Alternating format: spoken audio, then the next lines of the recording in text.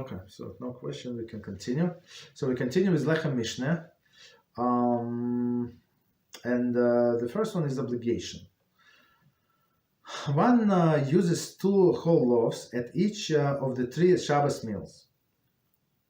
This is the remembrance of the fact that the man fell as a double portion of Friday because it did not fall on Shabbos. This is called Lechem Mishneh, which means double bread. This requirement of Lechem Mishneh is an obligation for women as well, since it is commemorate the miracle of man, in which they were included. They were equally obligated. So let's stop here and try to understand. So Lechem Mishneh means meaning 2 breads.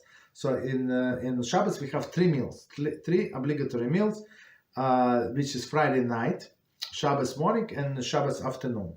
So, and even though many women are not careful or not careful enough with the Torah meal, still the obligation did not change. Just because somebody is not careful, law does not change. As Rabbi Reuven Shlita always say, we don't learn the Judaism from observant people. We learn Judaism from the books.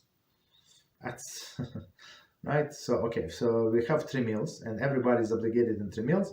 So some say that you're not obligated to eat bread at 3rd meal, but it's very, very proper, and not only proper, as most of the poskim say, you have to have double bread. Okay, double bread, Lechem Mishneh, and even women. So why women are included? So if it's in some sense it's a mitzvah that connected to time. So same as we explained before. They heard this Shamor Vezachor, so for positive commandments and negative commandments as well. And plus another reason, the miracle of man was performed for women as well.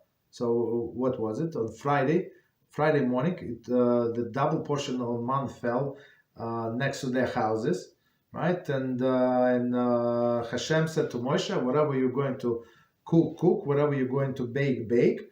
For tomorrow it's not going to be any man. Okay. So in the commemoration of this double portion, we have 2 breads. Right? A big miracle, big mercy of Hashem.